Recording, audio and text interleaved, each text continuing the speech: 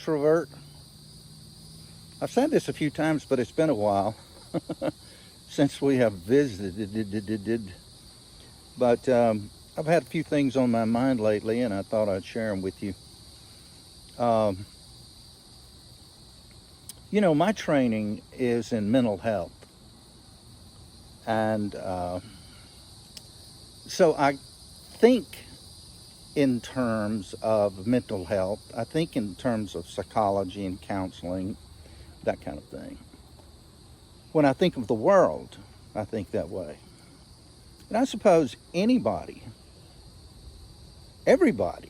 actually, their worldview, the way they see the world, the way they see themselves, is basically as a result of their education. And I'm thinking of education going all the way back to when you were born. Your parents, guardians, whoever raised you, the environment in which you were raised. And of course, genetics too plays a role, I suppose, in worldview. Although we didn't know about that part at the start, did we?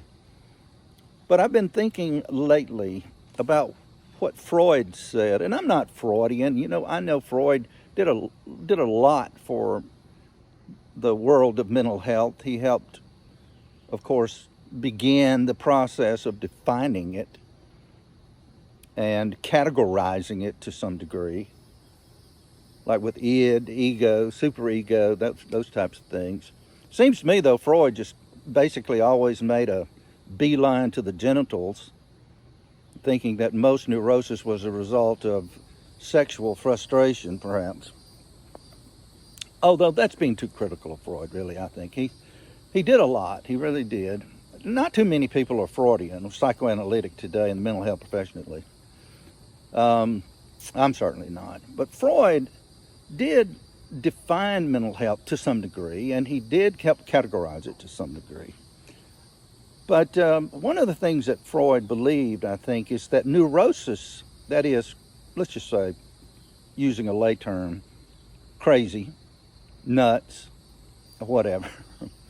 Freud believed that neurosis or sickness, mental health, mental illness, was a result of ongoing, unresolved, internal, psychic, mental, ongoing, unresolved psychic stress. He said if you have this psychic conflict, something going on with you, a crisis going on with you, inside, stress, ongoing. I'm not talking about just the stress of, you're talking on the phone and you have to change the baby's diapers. That can be stressful. I'm talking about stress like we see in today's world. I'm thinking individually, for instance, the American people. Going all the way back to the World Trade Center.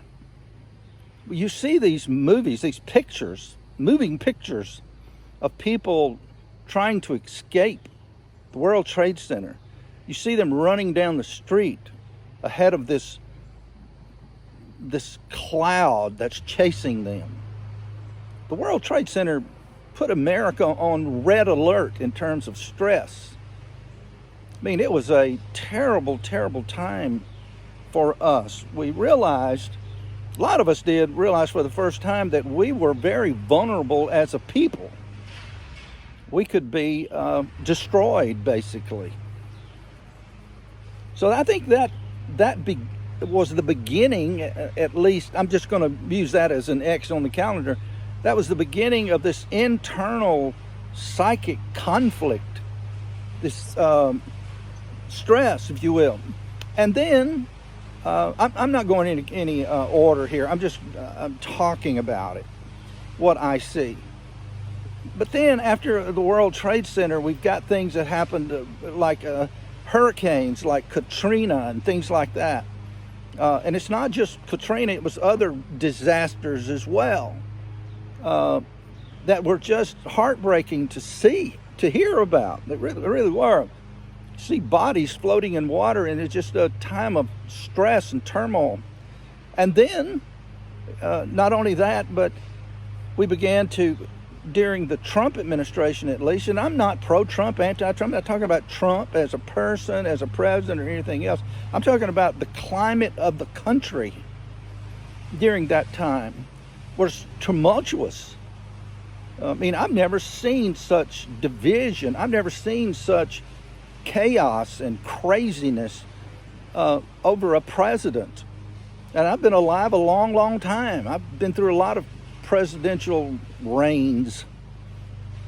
I mean, this was unprecedented, what we saw during the Trump. It was a time of enormous stress for Democrats, for Republicans, for Libertarians, for people who don't have any party affiliation. It was just a time of enormous stress. And then the racial crisis. I hope it's a crisis. I hope something changes as a result of the things that we've seen. You know, the Floyd incident, for instance, was a terrible instance of abuse and injustice and racism. And so the American people began to feel this stress, this internal psychic stress related to the racial issues. Then we have President Biden takes over, and more internal psychic stress with inflation, double-digit gas prices going higher and higher and higher, no baby formula, a war in Ukraine, you know, the Supreme Court reversing Roe versus Wade. Whether you agree with it or disagree with it, it's just a very, very, very stressful time for the American people. And it's ongoing.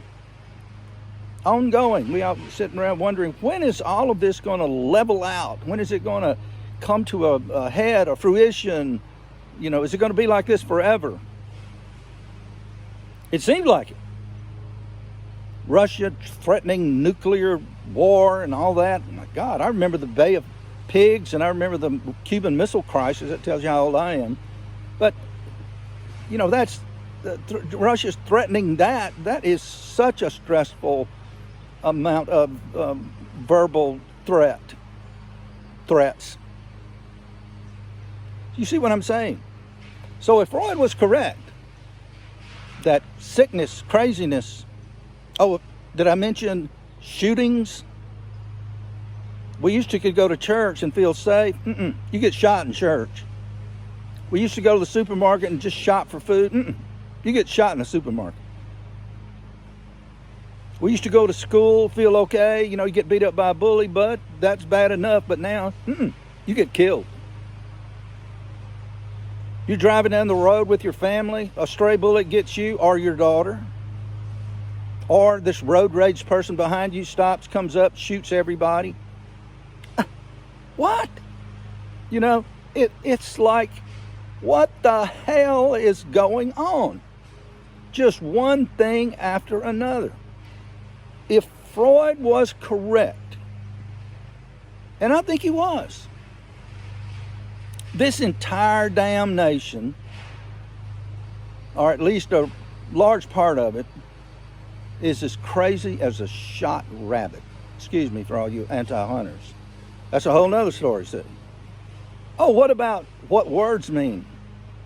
Political correctness.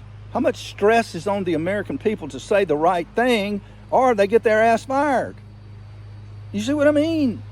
It's just a ball of internal, ongoing, unresolved psychic stress. That, in my opinion, is what's happening to this country today. We better get our stuff together. We better get some resolution to some of the things that we can resolve. We need to be more compassionate toward each other and realize that we're all in this together, and at least come to some kind of conclusion that we can peacefully disagree without shooting each other or beating each other up or ruining each other's careers, whatever. We have got to make some changes, and I'm telling you, we have to do it soon. Oh, did I mention the climate? Did I mention the climate crisis? the stress of us destroying the world, according to some people. You see what I mean? I'm feeling crazy thinking about it. We need to do something to come together. We need to do something to begin expressing our love for each other. We have to stop killing each other. We've got to get some serenity, some peace, some form of okayness. If we don't, your guess is as good as mine. And don't forget, I said it. Show you how crazy I am. I forgot all about the pandemic. The most stressful thing of all, I forgot. You see what I mean? You see what I mean? Okay. We've got to come together. There needs to be a come together movement. You know, we're good at movements. You know, we really are. The American people, we know what a movement is. The civil rights movement. Oh, a lot of things got changed for the better, you know. We need a movement, a come together movement. Help each other movement.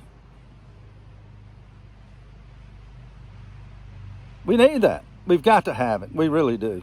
If we don't, like I said, your guess is as good as mine.